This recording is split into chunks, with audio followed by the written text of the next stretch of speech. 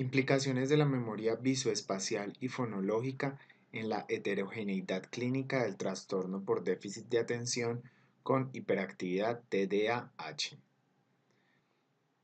El objetivo del presente estudio fue explorar las diferencias de rendimiento en la memoria a corto plazo y la memoria de trabajo visoespacial y fonológica entre un grupo de control y un grupo clínico con TDAH, teniendo en cuenta la heterogeneidad clínica de este trastorno. La validez de la estructura bidimensional del trastorno por déficit de atención con hiperactividad TDAH son las dimensiones de inatención e hiperactividad o impulsividad. La heterogeneidad clínica de este trastorno se muestra a diferentes niveles.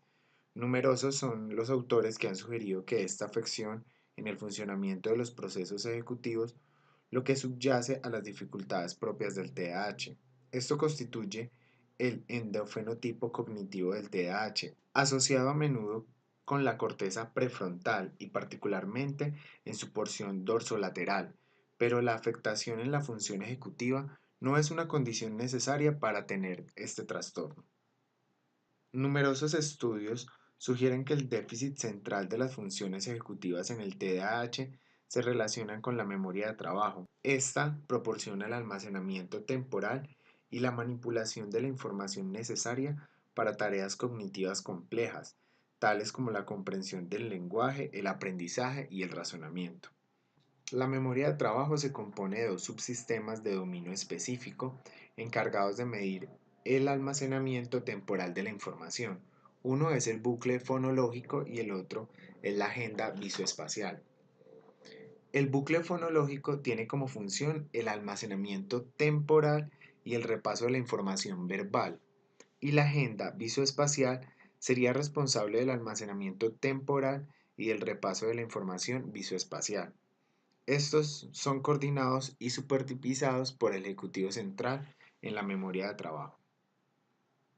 El papel de la memoria de trabajo en el trastorno por déficit de atención con hiperactividad es identificar si las deficiencias en el desempeño de las tareas cognitivas que miden la memoria de trabajo se deben a la deficiencia en uno de los subsistemas específicos de dominio o en ambas.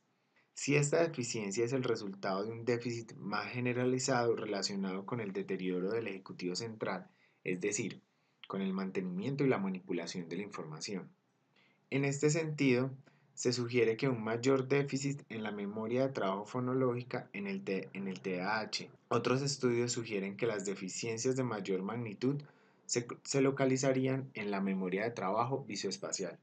Numerosas investigaciones empíricas han hallado una relación entre el nivel de desempeño en las tareas de la memoria de trabajo y la severidad de los síntomas del TDAH. Encontraron un peor desempeño en las tareas de la memoria de trabajo verbal y visoespacial a mayores niveles de inatención, así como una relación significativa entre los síntomas de hiperactividad, impulsividad y el rendimiento en las tareas de la memoria de trabajo verbal, pero no en el componente visoespacial. Estos resultados sugieren la implicación de procesos diferentes de los componentes que conforman la memoria de trabajo según las dimensiones del TDAH implicadas. Se ha sugerido la existencia de una estrecha relación entre la memoria de trabajo y el aprendizaje y rendimiento académico. Las poblaciones con TDAH se han hallado un peor rendimiento que en poblaciones general en tareas que implican la memoria de trabajo. Si bien la literatura previa de estudios experimentales y metaanalíticos arroja hallazgos contradictorios sobre el déficit de memoria de trabajo en el TDAH, se debe posiblemente a problemas metodológicos, como la no distinción de los pacientes según la dimensión del TDAH o los rangos de edad. La memoria de trabajo y las presentaciones nominales del TDAH con el fin de llegar a un mejor entendimiento que permita establecer intervenciones específicas sobre el rendimiento cognitivo de esta población. Los objetivos. El primer objetivo fue explorar la relación entre el rendimiento en tareas de neuropsicología de memoria verbal y visoespacial y la heterogeneidad clínica del TDAH. El segundo fue analizar el papel de la memoria de trabajo en sus dimensiones verbal y visoespacial en los distintos subtipos del TDAH. La muestra quedó constituida por 116 niños de ambos sexos con edades comprendidas entre los 8 y 14 años. Se generó un grupo clínico conformado por niños con un diagnóstico previo de TDAH y sintomatología clínicamente significativa en el momento del estudio, dividido según su subtipo clínico. Por ejemplo, TDAH y predominantemente falta de atención y TDAH-C, presentación combinada de las dos dimensiones del trastorno. Ninguno de los participantes estuvo bajo efectos de la medicación en el momento del estudio. Los instrumentos de evaluación. Los instrumentos clínicos tienen que ver con el ADHD Rating Scale 4. Es una escala de tipo Likert que consta de 9 ítems que miden los síntomas de falta de atención y 9 ítems para la medida de síntomas de hiperactividad e impulsividad. El ADHD mide las dificultades del trastorno y abarca áreas como el manejo emocional, la psicomotricidad fina, funciones ejecutivas, gestión emocional, rendimiento del lector y matemático, calidad de vida y hábitos de sueño. En cuanto a las pruebas de rendimiento neuropsicológico, se realizó Superprueba Dígitos, escala de inteligencia de Wechsler para niños, utilizada para medir la memoria a corto plazo fonológica y posteriormente en orden inverso, como medida de la memoria de trabajo fonológica. La superprueba Letras y Números es una prueba para medir la memoria de trabajo fonológica. La tarea de localización espacial, utilizada para medir la memoria de trabajo visoespacial. La tarea de cubos de Corsis. Esta tarea es considerada una medida de memoria visoespacial a corto plazo. The Children's Science Ordination Takes. Está dirigida a la medición de la memoria de trabajo verbal. Tarea de concordancia de memoria, utilizada como medición de la memoria de trabajo visoespacial. Los análisis de los datos. El análisis de los datos se llevó a cabo en este estudio, supuso tres fases.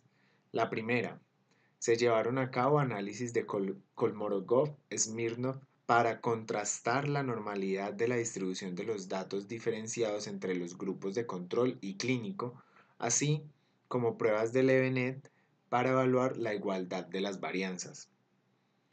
Segundo, se exploraron las posibles diferencias entre los grupos clínicos y los de control para cada una de las medidas neuropsicológicas. Tercero, el estudio de las relaciones entre las variables clínicas medidas a partir de la escala y el rendimiento de las tareas neuropsicológicas. Aquí se explora la correlación entre dichas variables clínicas y de rendimiento en tareas de neuropsicológicas a través del análisis de correlaciones de Spearman. Las tareas que mostraron correlaciones significativas con las puntuaciones clínicas fueron estandarizadas a puntuaciones Z. Los resultados. Diferencias entre los grupos en rendimiento en tareas neuropsicológicas. Las tareas WMBS y letras y números, el grupo control obtuvo un rendimiento significativamente mejor que los subgrupos con el trastorno.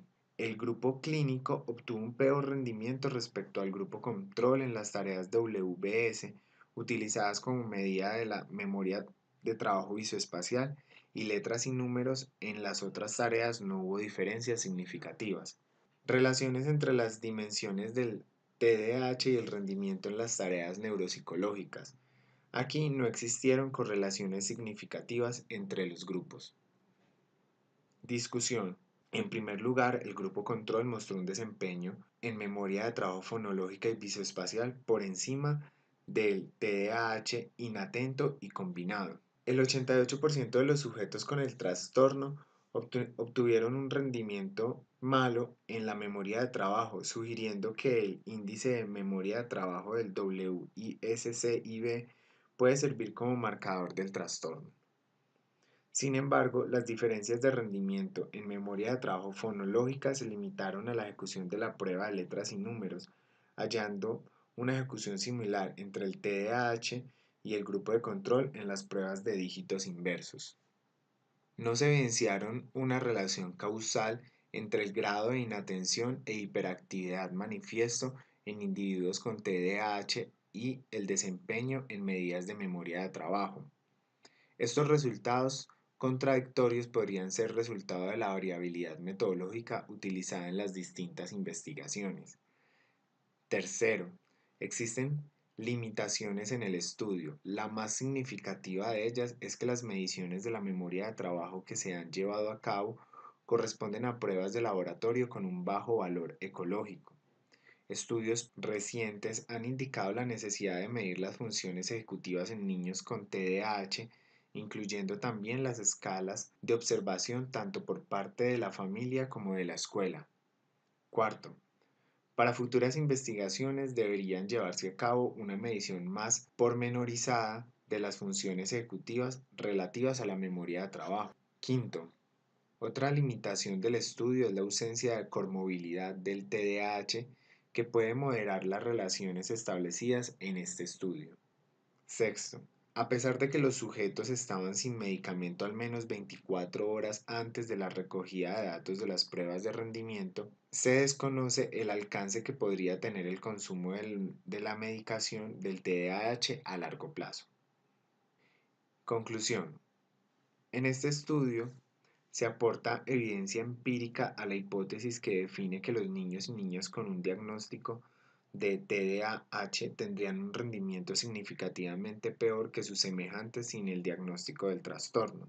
Este peor rendimiento afectaría tanto la memoria de trabajo visoespacial como la fonológica. No obstante, no se hallaron relaciones entre la puntuación en las dimensiones principales del trastorno, es decir, inatención e hiperactividad, y el rendimiento en las tareas que miden la memoria de trabajo en sus dimensiones visoespacial y en su dimensión fonológica, es decir, a una mayor gravedad del cuadro clínico conductual del TDAH no correspondería necesariamente un peor rendimiento en las tareas.